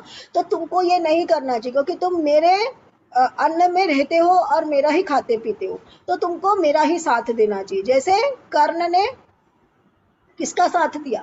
दुर्योधन। हाँ, दुर्योधन का साथ दिया।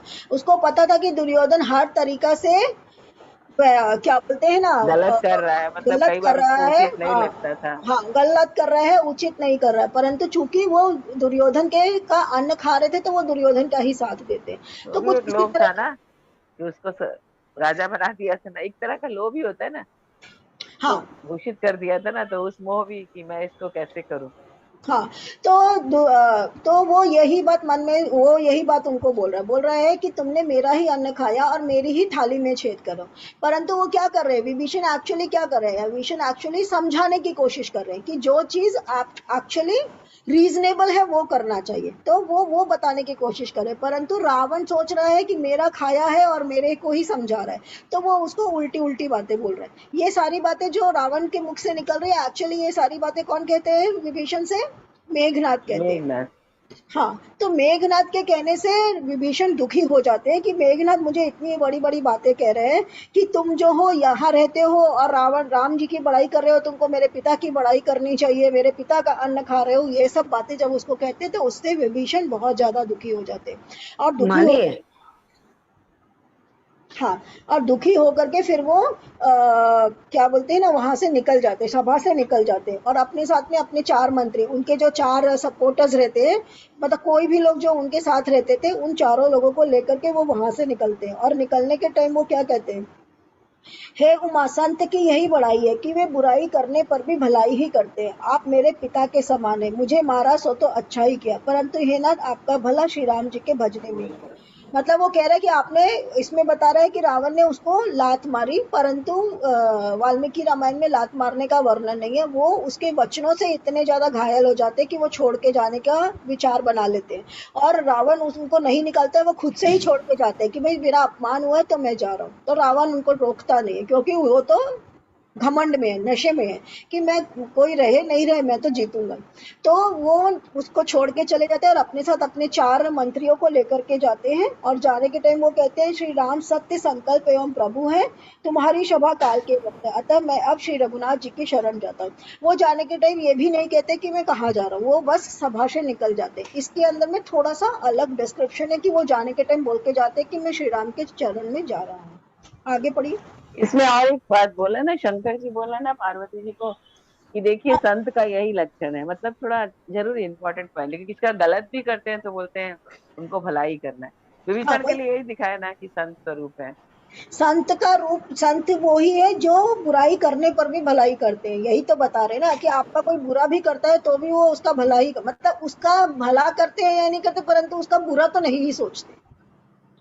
तो जो संत होता है वो, अगर आपने उसका बुरा भी किया है तो वो आपका बुरा नहीं सोचता, वो ये सोचता है कि मेरे को, इसने मेरा बुरा किया, मुझे यहीं पर इसके साथ कॉर्ड कटिंग कर देना है। तो एक्चुअली में संत को इतनी समझ होती है ना कि वो अभी अहंकार में बोल रहा है, समझ नहीं रहा है मेरी बात, इसे बार बार समझाता है, ये समझ जाए तो अच्छा है, मतलब कोशिश करता है वो, क्योंकि वो सही में नहीं समझता है कोई भी वो व्यक्ति। भी है, और संत को अपना कॉर्ड कटिंग करना।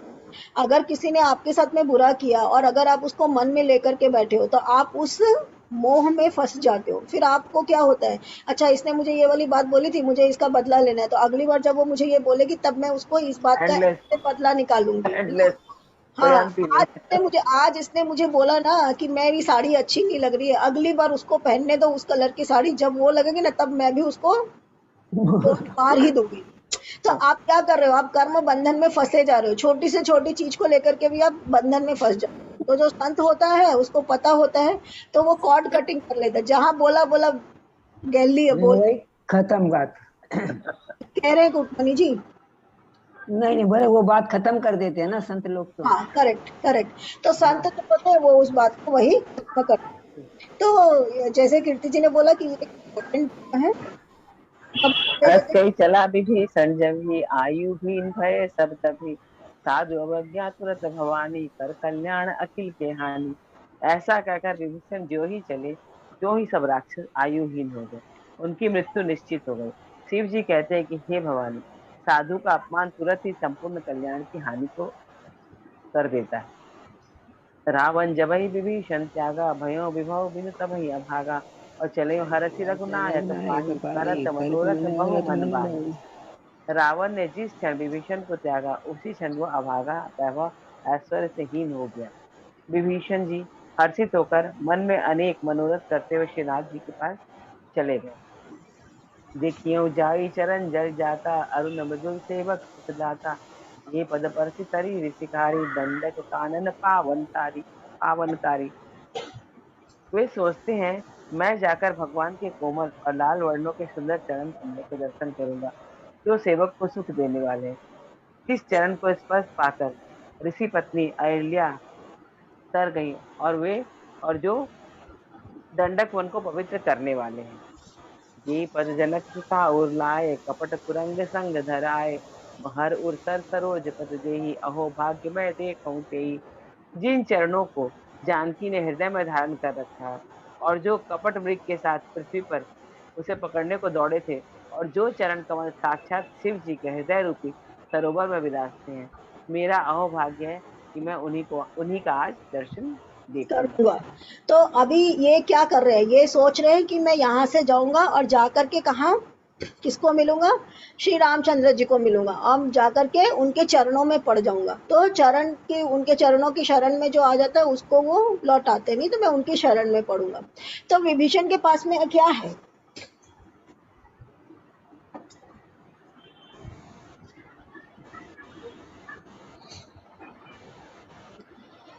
हनुमान जी को वो पार करने के लिए क्या चाहिए था,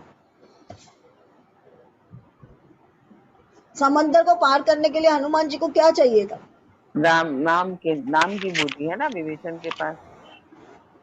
हनुमान जी के पास में उतना पावर था, क्या था, पावर था। वो पावर के कारण वो इतना बड़ा समुद्र को लांग गए। और ये राक्षसों के पास, सबके पास क्या है,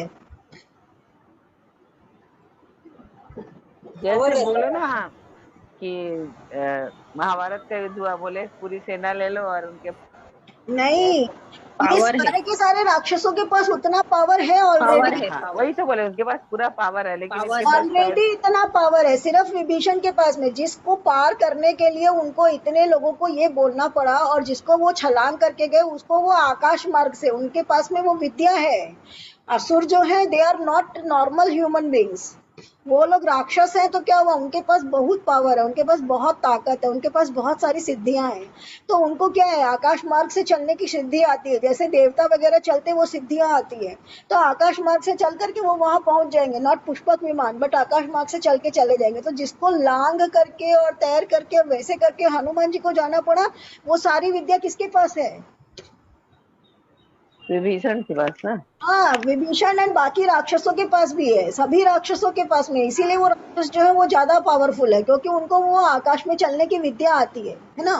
तो ये क्या बोल रहा है कि मैं यहाँ से चला जाऊंगा, तो जा रहा है कि मैं जा रहा हूँ वहां जाऊंगा। तो हनुमान रामचंद्र जी के पास जाने के लिए उसको भी तो क्या करना पड़ेगा, पार करनी पड़ेगी ना, सागर को लांघना पड़ेगा ना। सागर लांग पड़े। हाँ, का जो सागर को हनुमान जी ने लांघा, वो उसको भी लांग के जाना है, तो उसको वो चल के ही पार कर जाएगा। उसके पास वो विद्या है कि वो आकाश मार्ग से चल के ऐसे ही चला जाएगा।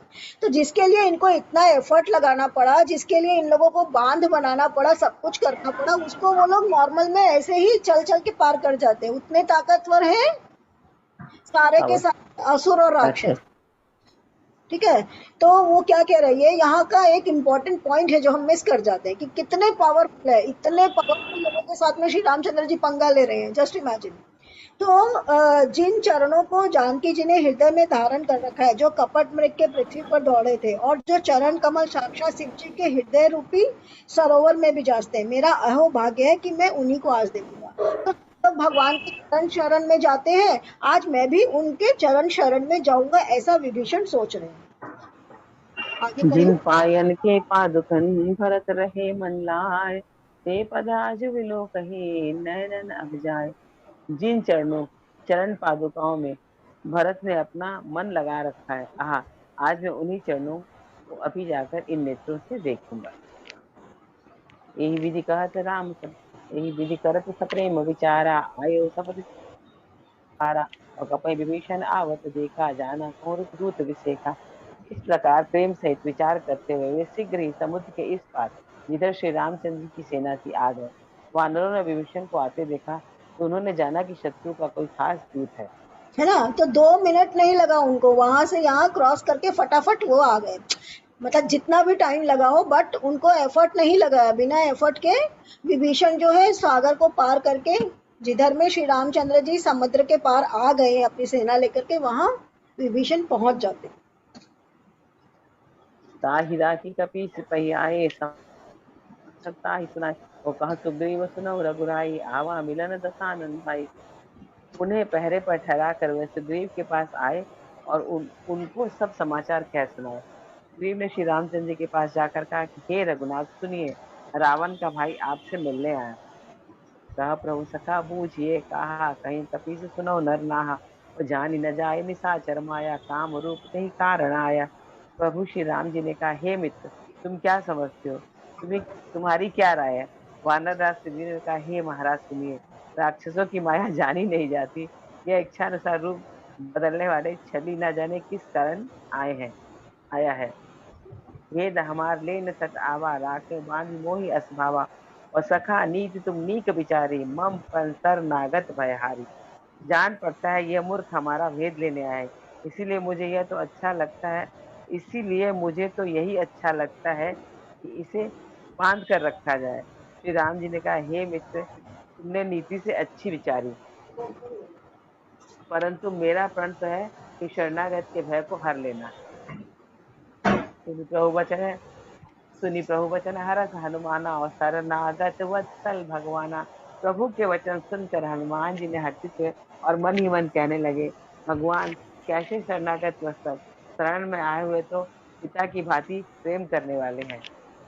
तो क्या हो रहा है यहाँ पर, जब वो विभीषण आता है तो विभीषण को आने पर सब लोग सबसे पहले डाउट की नजर से देखते हैं। क्यों देखते हैं? क्योंकि वो शत्रु का भाई है। तो शत्रु के भाई को तुरंत तुरंत अपना लेना कोई भी तरीका से नीति नहीं है। तो सुग्रीव उनसे क्या कह रहे हैं? कह रहे पता नहीं भैया, ये राक्षस है, इन लोग का कोई भरोसा नहीं है, ये कौन सा रूप धर करके आया है और यहाँ भेंट लेने आया है, क्या करने आया हम लोग को नहीं मालूम है। तो इसका एक अच्छा सा डायलॉग है जो उसके अंदर में, जहाँ पर वो बोलता है कि ये हम लोग का लेने के लिए आया है। तो श्री रामचंद्र जी कहते हैं कि अब ये आ गया है तो आना आया है तो रखो तो सही, बाद में नजर रखेंगे इसके ऊपर में, क्योंकि अब वो दुश्मन के खेमे में तो वो आया है, तो डरना किसको चाहिए? विभीषण को डरना चाहिए, क्योंकि वो शत्रुओं के बीच के अंदर में आ गया। अगर उसकी चोरी पकड़ी गई तो वो गया। जैसे अगर आपका कोई स्पाई वगैरह होता है, तो वो जब स्पाई जब जाता है तो सबसे ज्यादा डर किसको होता है? स्पाई को होता है कि वो पकड़ा न जाए। तो वो वही कहते अगर ये कुछ इस तरीका का है तो ये पकड़ में आ जाएगा, क्योंकि ज्यादा डर तो इसको है, क्योंकि यहाँ इतने सारे वानर हैं और इतने सारे रीछ और ये राक्षस है।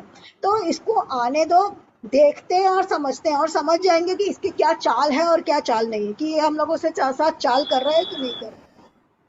तो इसको लेकर क्या हो? सुग्रीव कहते कि नहीं, ये आया है तो इसको बांध करके बंदी बना लेते। तो वो कहते नहीं, बंदी नहीं बनाएंगे, इसको बुलाओ और इसकी सुनते हैं, पहले ये क्या कहना चाहता है, क्या बोलना चाहता है, वो सब जान लेते हैं। और जानने के बाद में तब डिसाइड करेंगे कि क्या करना चाहिए, आगे का कोर्स ऑफ एक्शन क्या होना चाहिए। तो हनुमान रामचंद्र जी उसको वो चांस देते हैं।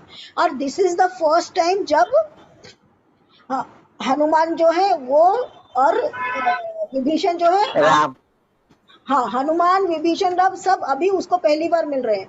वहां पर रामचंद्र विभीषण के साथ में जो हनुमान जी की मुलाकात का वर्णन तुलसीदास जी की रामायण में है, वो वाल्मीकि रामायण में नहीं है।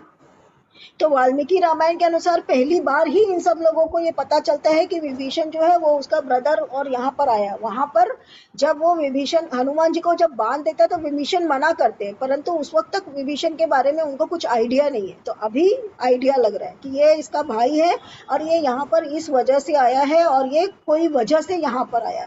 परंतु उस वक्त उसने अच्छी बातें बोली थी। तो हनुमान जी को एक ये है कि भाई हाँ, ये उस टाइम पर इसने बताया था कि क्या सही है और ये क्या गलत है। तो हनुमान जी को रामचंद्र जी जो है हनुमान जी की तरफ देखते हैं कि क्या करना चाहिए। तो हनुमान जी उनको इशारे से बताते हैं तो कीजिए। हाँ, क्योंकि हनुमान वहां से आ रहे हैं तो he is the best person. तो ये वाला बात हनुमान जी से इशारे में पूछते हैं। तब सुग्रीव को रामचंद्र जी कहते हैं कि हनुमान वहां जाकर आया है, तो हनुमान को ज्यादा के ऊपर भरोसा करना चाहिए या नहीं करना चाहिए। तो बुलाओ हनुमान को, हनुमान क्या कहता है फिर वो सुनते हैं हम लोग। फिर हनुमान जी को बुलाते तो हनुमान जी कहते हैं कि मेरे ऐसे ऐसे हुआ, तो उसने सपोर्ट किया था। तो एक बार रावण बोलते हैं ना कि इसको मार दो हनुमान को, तो बोलते हैं ना विभीषण की नहीं, दूध को कभी नहीं मारना दूध चाहिए, को वो तो मारना नहीं आपको। चाहिए। तो वो सब बातें वो बताते हैं। तब हनुमान जी कहते हैं कि प्रभु एक बार इसकी सुन लीजिए, ये कहने क्या चाहते हैं उसकी सुन लीजिए, उसके बाद डिसाइड करिएगा कि क्या करना है। शरणागत कहूँ जे तजहि, निज अनहित अनुमान, और ते नर पावर पाप में नहीं विलो कतिहान।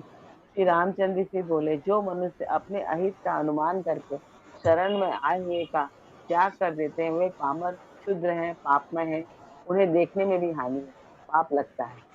हाँ, तो क्या कह रहे हैं कि जो मनुष्य अपने अहित का अनुमान करके शरण में आए हुए का त्याग कर देते हैं, वे पापमय हैं, उन्हें देखने में भी हानि है। तो वो कह रहे हैं कि अगर कोई आपके पास शरण में आया है तो आपको वो मेरा कुछ अहित करेगा सोच करके आपको उसको त्यागना नहीं चाहिए। वो आजकल का जमाने में तो ये पॉसिबल ही नहीं है कि कोई आपके पास में आ जाए तो आप उसको ऐसे कर दो ना, बिकॉज अलग अलग जमाने की अलग अलग रिक्वायरमेंट्स है, तो वो जमाने के हिसाब से, एंड प्लस उनके पास उतने पावर है। जो पर्सन आपके पास में आया है वो अगर पावरफुल है तो आपके पास में भी इतना पावर है कि आप उसको डील कर सको, है ना। नॉर्मल ह्यूमन बीइंग के लिए ये चीज पॉसिबल नहीं है कि आपके पास में कोई आया, आप सोचोगे अरे मेरी शरणागति में है मैं इसको शरण दे दूं, नहीं, वो आपको मार के चला जाएगा। तो वो नॉर्मल ह्यूमन बींग्स के लिए नहीं, ही बीइंग अ किंग और उनके पास पावर है and he is surrounded by army and everything, he is protected, तो इसलिए वो कह रहे कि अगर ये मेरी शरण में आया तो एक बार मैं इसको चांस जरूर दूंगा और दे करके क्योंकि ऐसा न करने में हानि होती है। तो अगर आपको कोई राजा अगर आपके साथ संधि करना चाहता है या कोई आपके साथ नहीं करना चाहता है, तो हिंदू धर्म में पहले यही मानते थे और इस कारण बेचारे हिंदुओं का बड़ा सर्वनाश हुआ है। तो अकबर से अभी ले भी होता है। अकबर से लेकर के और क्या बोलते हैं औरंगजेब से लेकर के सब लोगों ने इस बात का फायदा उठाया है।